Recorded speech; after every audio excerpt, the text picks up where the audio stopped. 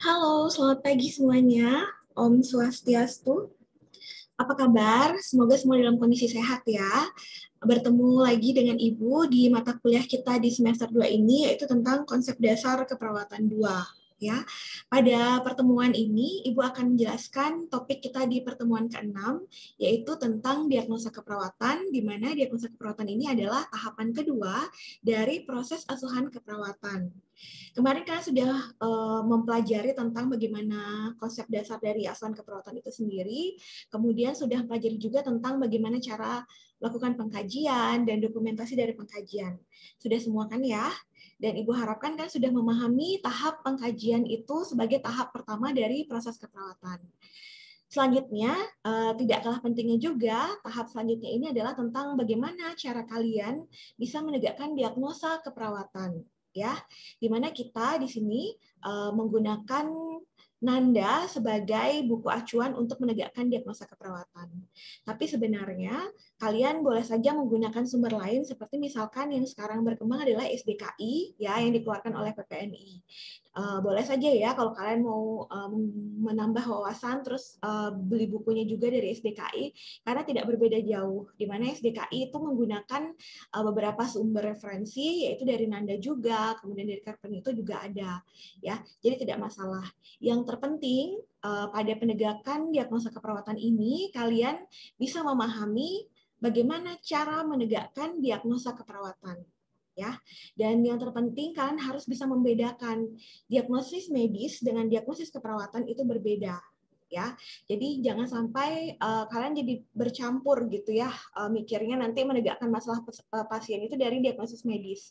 Karena diagnosis medis itu adalah ranahnya dokter, sedangkan diagnosis keperawatan itu adalah ranahnya kita sebagai perawat yang mengacu atau mengacu atau berpatokan pada respon yang ditunjukkan pada pasien oleh pasien, bukan diagnosis medis ya. Jadi hati-hati di sana. Oke, pada pertemuan kita yang ke-6 ini, Ibu akan langsung menjelaskan tentang bagaimana cara menegakkan diagnosa keperawatan, kemudian perbedaan diagnosa medis dan diagnosa keperawatan seperti apa, dan contoh-contoh dari diagnosa keperawatan itu sendiri. Ya, dan Ibu harap kalian sudah menyiapkan buku nandanya semua, sehingga kalian bisa mencocokkan apa yang Ibu jelaskan pada penjelasan video ini dengan buku nanda yang kalian miliki. Ya, oke, sekarang Ibu akan share screen terlebih dahulu.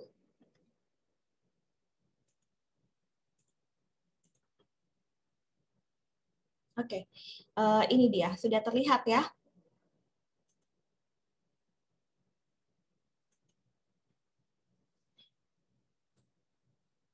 Ya, ini dia tentang diagnosis keperawatan. Oke, mungkin kalian yang sudah punya buku diagnosa keperawatan dan sudah mulai baca-baca, sudah membaca juga ya tentang definisi yang ditegaskan oleh Nanda tentang apa itu diagnosa keperawatan. Di mana ini adalah penilaian klinis kita sebagai perawat mengenai bagaimanakah respon manusia, dalam hal ini pasien kita, ya terhadap suatu kondisi kesehatan atau proses kehidupan. Jadi tidak selalu respon manusia di diagnosa keperawatan ini itu selalu mengacu pada kondisi sakit ya, jadi tidak selalu, tapi kita melihat bagaimana respon dia terhadap kondisinya dia saat ini, baik kondisi sehat maupun kondisi sakitnya, gitu ya. Makanya di diagnosa keperawatan tidak hanya ada diagnosa keperawatan yang mengacu pada kondisi yang menurun dari pasien atau sakit, tapi juga pada kondisi yang stabil dan bagus.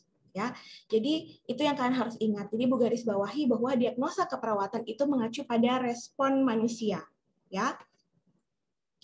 Atau bisa juga terkait dengan kerentanan terhadap respon tertentu yang mungkin bisa dialami oleh si pasien. Nah, pasien dalam hal ini itu tidak hanya individu satu orang pasien, tapi juga bisa mencakup keluarga, kelompok ataupun komunitas. Ya, jadi itu kata kunci dari diagnosa keperawatan. Ingat itu berupa penilaian klinis kita sebagai tenaga kesehatan yaitu perawat, yang mengacu pada respon dari manusia terhadap kondisi kesehatannya saat ini, baik sakit maupun sehat, ya, maupun kondisi rentan terhadap respon tertentu yang bisa terjadi. Ya, jadi rentan itu artinya belum terjadi, tapi dia bisa mengalami hal tersebut, gitu ya, yang dialami oleh tidak hanya individu, tapi juga keluarga, kelompok, komunitas. Oleh karena itu, pasien kita sebagai perawat itu tidak hanya satu orang saja, gitu ya, bisa mencakup keluarga, kelompok, dan komunitas. Makanya ada keperawatannya tidak hanya medikal bedah, tapi juga ada keperawatan keluarga, keperawatan komunitas, gitu ya. Itu basic yang harus kalian pahami. Jadi jangan dihafal, tapi dipahami, ya. Kemudian, diagnosis keperawatan ini sendiri sebagai dasar untuk menentukan intervensi keperawatan yang tepat sebagai bentuk tanggung jawab kita sebagai perawat. Jadi, mengapa proses keperawatan itu harus beruntun kalian pelajari, startnya atau mulai dari pengkajian, karena itu adalah proses yang bertahap, ya, nggak bisa belajarnya langsung diagnosa dulu atau belajarnya intervensi terpisah-pisah itu tidak bisa, ya. Oleh karena itu harus diselesaikan dulu tahap demi tahapan supaya kalian memahami bagaimana proses dari asuhan keperawatan itu. Oke, jadi setelah kalian melakukan pengkajian, maka tahap selanjutnya adalah penegakan diagnosis. Setelah kalian mendapatkan apa yang menjadi tanda gejala dari pasien. Kemudian, jika pengkajian kalian sudah benar, maka diagnosis keperawatan yang kalian angkat seharusnya juga benar. Ya, jadi seharusnya tepat sesuai dengan kondisi pasien. Nah, saat mengangkat diagnosis keperawatan yang tepat, maka itu akan menjadi acuan dasar kalian dalam menegakkan intervensi keperawatan. Ya, karena intervensi keperawatan nanti kalian akan pilih sendiri sesuai dengan diagnosis yang kalian angkat. Kalau diagnosis yang diangkat salah, maka pemilihan intervensi keperawatannya jadinya tidak nyambung gitu, tidak ada korelasinya, ya. Itu jadi hati-hati, maka pelajari bertahap demi bertahap, ya. Kemudian this is nice to know ya buat kalian terkait Nanda, NIC dan NOC, ya. Itu merupakan bahasa standar yang kita gunakan. Jadi kalau kalian nanti berkomunikasi dengan perawat luar, perawat dimanapun dia, kita bahasanya akan sama, gitu ya. Jadi kalaupun kalian mau pelajari bahasanya dalam bahasa Inggris itu akan lebih bagus lagi. Jadi kalian bisa komunikasi dengan perawat luar negeri juga, gitu ya. Jadi kita gunakan bahasa yang sama dengan standar Nanda.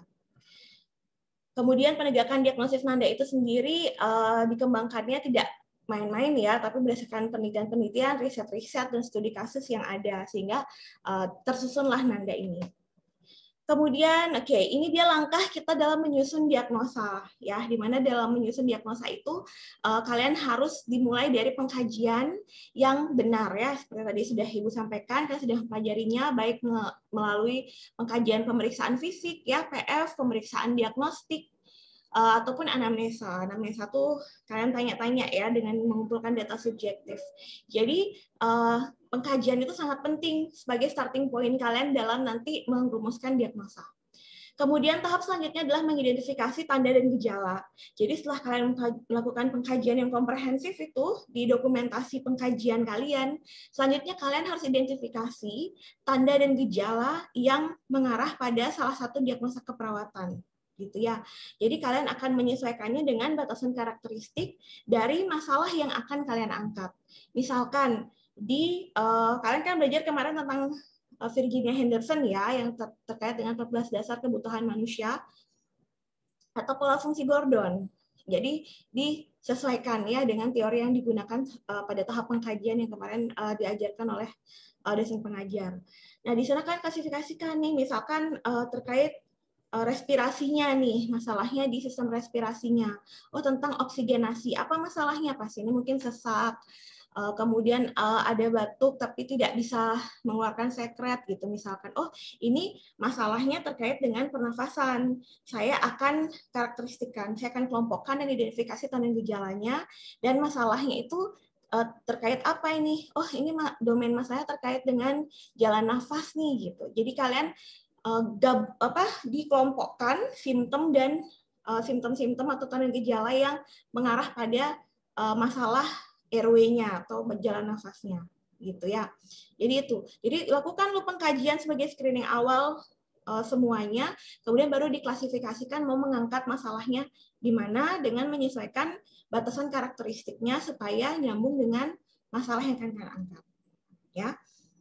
Kemudian tahapan ketiga adalah mengidentifikasi faktor apa yang berpengaruh atau yang menyebabkan masalah tersebut terjadi. Jadi coba lihat di kondisinya si pasien, kemudian penyakitnya. Oleh karena itu, di proses asuhan keperawatan ini tidak terlepas dari kalian harus memahami bagaimana proses penyakitnya.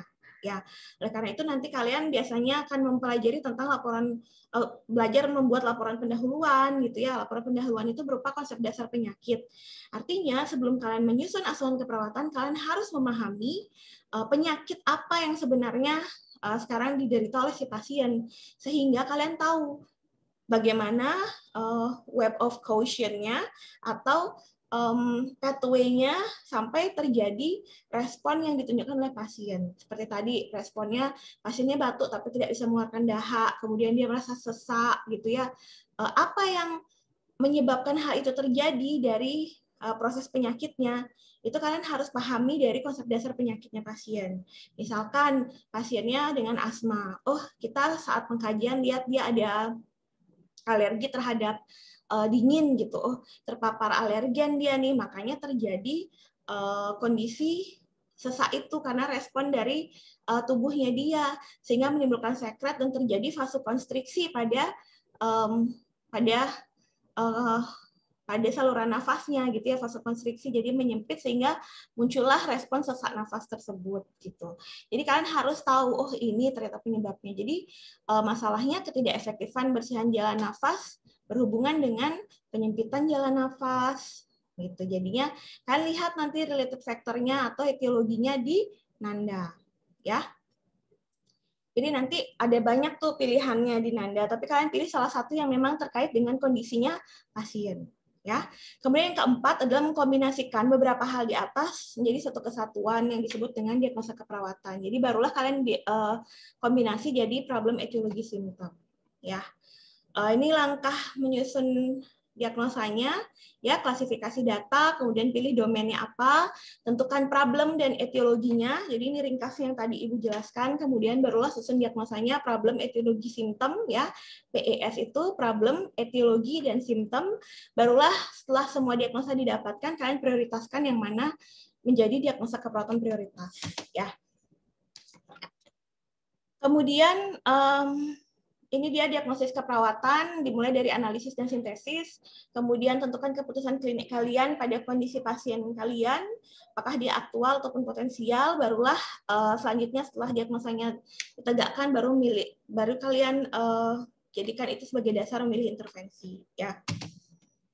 Purpose, apa tujuan dari penegakan diagnosis keperawatan itu sendiri, bisa kalian baca ya, dari menjelaskan bahwa kita punya fungsi independen, jadi kita punya tindakan mandiri juga sebagai perawat, kemudian acuan perawat untuk melakukan tindakan, dalam hal ini memilih intervensi, kemudian mempercepat komunikasi antar perawat, ya, jadi kalian bisa lebih cepat untuk mengidentifikasi, oh ini pasiennya masalahnya nyeri akut, oh ini pasiennya masalahnya ketidakefektifan pola nafas gitu. Jadi lebih cepat kalian komunikasi, oh tahu nih kalau udah nyeri akut, batasan karakteristiknya seperti ini tanda gejalanya pasien. Oh ini kalau dia hipertermi, berarti kondisinya saat ini seperti ini. Jadi mempercepat komunikasi kita antar perawat ya. Kemudian memperkuat tentunya proses keperawatan dan the healthcare delivery system. Oke, ini dia komponen diagnosa keperawatan ya, yang tadi Ibu jelaskan tentang problem, etiologi, dan simptom. Apa sih itu? Itu sebenarnya sudah ada juga di Nanda, kalian boleh buka-buka juga di situ ya. Jadi P itu adalah problem atau bahasa Indonesianya masalah. Jadi inilah masalah keperawatan yang kita harapkan bisa kita tanggulangi secara mandiri ataupun ada tindakan kolaborasi yang bisa kita lakukan dengan tenaga kesehatan lain. Ya. Kemudian etiologi. Etiologi itulah identifikasi penyebab. Yang tadi sudah Ibu jelaskan, kira-kira faktor apa yang menyebabkan problem itu terjadi. Jadi kalian harus memahami kondisi penyakit yang dialami oleh si pasien. Jadi nanti dipilih salah satu faktor yang berhubungan dengan yang memang terkait dengan kondisi pasien kalian. Ya. Kemudian simptom, sign and symptom itu adalah tanda gejala. Jadi dapat berupa data DS atau data subjektif ataupun DO data objektif. Ya. Jadi yang sudah kalian dapatkan banyak tadi silahkan diklasifikasikan dan disesuaikan dengan masalah yang kalian angkat. Apakah DSDO yang kalian susun itu sudah bisa menunjang mengangkat masalah keperawatan tersebut atau tidak, gitu ya. Jadi simptom inilah untuk meyakinkan keberadaan dari masalah keperawatan yang kalian angkat. Jadi harus relate, harus nyambung, gitu ya. Oke, problem related atau berhubungan dengan etiologi, ya PE. Jadi biasanya dalam menegakkan masalah itu dia ada ditambahkan deskriptor atau pengubah sebelum masuk ke fokus diagnosisnya. Ya, jadi deskriptor atau pengubah itu adalah kata yang ditambahkan untuk menspesifikkan diagnosa yang akan diikuti dengan apa yang menjadi fokus diagnosisnya. Ini dijelaskan juga di Nanda, kalian boleh coba buka ya, tapi Ibu berusaha kemas dengan ringkas di sini. Contohnya dari deskriptor itu atau pengubah itu ya, contohnya ada akut, ada kronis, ada penurunan, kekurangan kayak gitu ya. Contohnya tadi ketidakefektifan bersihan jalan nafas. Bersihan jalan nafas itu sebagai fokus diagnosisnya karena yang bermasalah adalah di bersihan jalan nafasnya. Kemudian deskriptornya apa? Kita lihat kalau dia masalahnya adalah permasalahan terjadi penurunan kondisi, berarti bisa kita pilih ketidakefektifan. Ini sebagai deskriptor atau pengubah gitu ya. Sama kayak pasiennya terlihat nyeri. Nyerinya deskriptornya nih, ada yang akut, ada yang kronis. Nanti akan ada penjelasan apa yang membedakan nyeri itu akut ataupun kronis. Jadi inilah fungsi deskriptor untuk memperjelas kondisi atau fokus diagnosis yang akan kita tegakkan. Ya, ini contohnya beberapa. Nah, ini beberapa contohnya juga di Nanda juga sudah dijelaskan ya, ada tabel seperti ini ya. Kita masalahnya fokusnya di pola nafas.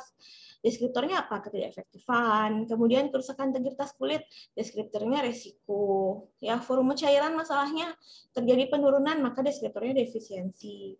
Termasuk juga pada masalah yang wellness atau potensial, yang tidak terjadi penurunan, deskriptornya adalah bisa berupa kesiapan. Ya, kesiapan meningkatkan frenasi. Jadi itu contoh dari penyusunan diagnosis keperawatan. Akan tetapi tidak semua diagnosis keperawatan itu ada deskriptornya. Ya, ini contohnya ada pengecualian. Contohnya adalah ansietas, konstipasi, keletihan, kemudian mual, gitu ya. Jadi ini tidak memerlukan deskriptor karena dia fokus diagnosisnya sudah jelas, sehingga tidak perlu lagi ada deskriptor atau pengubah untuk menegaskan fokus masalahnya. Ya, ini contohnya beberapa. Oke. Oke, untuk diagnosis berfokus masalah aktual tidak boleh dipandang selalu lebih pentingnya. Jadi kadang resiko juga bisa jadi prioritas. Jadi benar-benar dalam kalian memprioritaskan suatu masalah keperawatan, kalian harus melihat kondisi pasien. Jadi benar-benar mengacu pada respon kondisi pasien itu sendiri. Jadi tidak selalu masalah aktual itu menjadi prioritas, tapi resiko juga bisa jadi prioritas ya. Kemudian ini PE dan S ya. Simptomnya itu sendiri berisi kata yang menjelaskan tentang karakteristik. Jadi dapat berupa sign and symptom, subjective, objective data, or clinical manifestation. Jadi inilah yang tadi Ibu jelaskan terkait PE dan S ya, problem, etiologi, dan simptom. Jadi problemnya itu kemudian berhubungan dengannya, lalu etiologinya apa, kemudian yang dibuktikan dengan simptom. Gitu bahasanya ya. Oke, ini dia perbedaan diagnosis keperawatan dan medis ya, sudah Ibu tandai dan Ibu beri warna untuk memudahkan kalian memahami dan menghafalnya juga. Diagnosis keperawatan itu simpelnya dia selalu berespon terhadap individu. Ya, jadi kita lihat bagaimana respon individu itu setiap harinya, itulah diagnosis keperawatan. Sehingga diagnosis keperawatan itu kita lihat poin 3, mungkin dia bisa berubah seiring kondisinya pasien, gitu ya. Nah, dari berfokus individu itu pada diagnosis keperawatan, karena diagnosis keperawatan berfokus pada respon individu, kalau diagnosis medis itu tidak hanya terlihat dari respon, tapi dia mengacu pada pengobatan penyakit dan bagaimana proses penyakit itu sendiri. Ya, itu bedanya. Kemudian kalau poin kedua, dia mendeskripsikan masalah keperawatan secara mandiri. Sedangkan kalau diagnosis medis, dia mendeskripsikan penata laksanaan medis yang biasanya juga bisa dilimpahkan. Kemudian ini dia pembeda yang nomor 3 terutama ya. Jadi nomor 3 kita bisa diagnosis keperawatan itu berubah. Jadi misalnya hari pertama dia hipertermi, demam. Hari ketiga sudah tidak demam, berarti masalah itu tidak perlu diangkat lagi. Jadi masalah keperawatan hipertermi hanya ada di hari pertama dan hari kedua, karena responnya dia terhadap penyakitnya itu demam hanya di 2 hari. Jadi hari ketiga bisa berubah, gitu ya. Sedangkan di diagnosis medis dia cenderung tetap. Jadi kalau misalkan demamnya itu masalahnya karena demam berdarah ya, DHF, dia akan tetap diagnosisnya sama DHF sampai dia pulang dari rumah sakit, sampai dia dinyatakan sembuh. Jadi tidak ada perubahan di diagnosis medis ya. 5 hari dirawat, maka 5 hari dia DHF. Tapi kalau ternyata responnya demam itu hanya ada di hari pertama, hari kedua, hari ketiga tidak ada, berarti kita tidak usah mengangkat masalah keperawatan hipertermi tadi, gitu ya. Jadi kita bisa berubah untuk diagnosis keperawatan. Kemudian yang keempat, berorientasi pada kebutuhan dasar manusia. Kalau misalkan diagnosis medis, orientasinya keadaan patologis penyakit. Ini contoh diagnosis medis yang diagnosis keperawatan ya. Diagnosis medisnya misalkan myocardial infarct gitu ya. Itu satu saja diagnosis medisnya. Tapi diagnosis keperawatan yang mungkin muncul akibat dari respon pasien terhadap kondisi miokard infarktnya itu bisa banyak responnya. Sehingga diagnosis keperawatan yang mungkin muncul dari satu diagnosis medis itu bisa banyak. Ya, contohnya bisa penurunan detak jantung, risiko tidak efektifan perfusi, defisit pengetahuan maupun nyeri akut. Jadi di sini terlihat bahwa dari satu diagnosis medis bisa muncul banyak diagnosis keperawatan karena pasien itu bisa menunjukkan respon yang banyak gitu terhadap satu kondisi penyakit medis. Oke, ini jenis-jenis diagnosis keperawatan ya, ada berfokus masalah, resiko, promosi kesehatan maupun sindrom. Ya, ini juga sudah ada penjelasannya di Nanda, kalian bisa lihat di sana. Kalau diagnosis berfokus masalah atau kita sering sebut dengan diagnosis aktual, ya. Jadi berfokus masalah atau aktual, ingat ya. Fokus masalah atau aktual itu memang terlihat terjadi kondisi penurunan. Jadi ada gangguan kesehatan yang dialami oleh si pasien, keluarga, kelompok ataupun komunitas. Ya, jadi terjadi penurunan kondisi pada pasien. Itu namanya diagnosis berfokus masalah atau aktual. Ya, jadi benar-benar udah terlihat nih, misalnya pasiennya nyeri, terlihat dia berespon terhadap nyeri, dia terlihat meringis, kesakitan, melaporkan adanya nyeri pada salah satu organ tubuh, pada salah satu bagian tubuhnya. Kita cek PQRST-nya ya, problemnya, provokasinya apa, kualitinya gimana, skala nyeri berapa. Jadi benar-benar terjadi. Itu diagnosis berfokus masalah ya. Kalau diagnosis resiko ya, tipe masalah keperawatan yang kedua yaitu resiko, itu penilaian klinis kita terhadap suatu kondisi kerentanan individu atau pasien kita, baik keluarga, kelompok atau masyarakat. Jadi dia punya kerentanan bisa terjadi penurunan kondisi ya, dan bisa berkembang menjadi respon terhadap sesuatu yang tidak diinginkan. Tapi sebenarnya belum terjadi, tapi dia beresiko terjadi seperti itu. Makanya itu namanya kategorinya diagnosis resiko. Contohnya risiko infeksi. Pasien itu tidak ada tanda-tanda infeksi, tapi dia berisiko terjadi infeksi karena dia memiliki kondisi rentan terhadap terjadinya infeksi. Misalkan pasien dengan kanker ya, karena dia terjadi penurunan imunitas, dia bisa saja rentan terhadap infeksi. Misalkan bayi juga ya, belum diimunisasi, dia beresiko terjadi infeksi nantinya, maka bisa diangkat risiko infeksi. Termasuk juga risiko jatuh ya, kita lihat pada pasien anak atau bayi, karena dia belum bisa mandiri, sehingga dia bisa terjadi risiko jatuh. Itu contohnya. Padahal belum terjadi jatuh nih, tapi dia memiliki faktor-faktor yang mungkin menyebabkan dia berisiko terjadi jatuh. Gitu ya. Dan itu tertuang dalam Nanda ya, jadi coba kalian lihat. Kemudian promosi kesehatan, itu adalah kondisi penilaian klinis kita terhadap motivasi dan keinginan dari pasien kita untuk meningkatkan kesejahteraannya. Jadi ini kondisinya dia tidak ada penurunan kondisi, tapi dia pada kondisi yang bagus, gitu, stabil.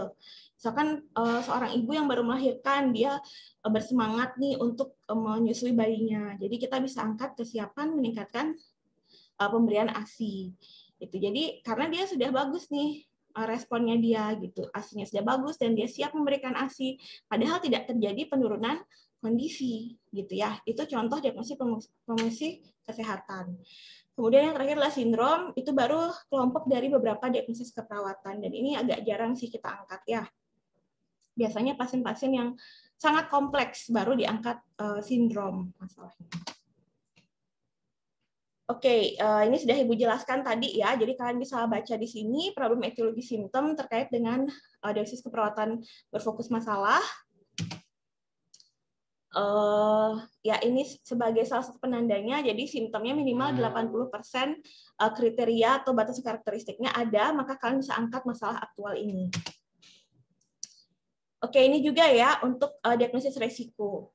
Oh ya, tadi untuk yang di aktual itu rumusnya problem, etiologi, simptom. Jadi full ya, ada problem, ada etiologi, ada simptom atau PES. Sedangkan di diagnosis resiko, rumusan penegakan masalahnya itu hanya ada problem dan simptom atau P dan S. Ya, contohnya risiko infeksi yang dibuktikan oleh. Jadi tidak ada faktor yang berhubungan dengannya. Ya, ingat ya, tidak ada yang berhubungan dengan. Jadi langsung yang dibuktikan oleh. Ya, baru kalian jelaskan apa yang menjadi simptomnya.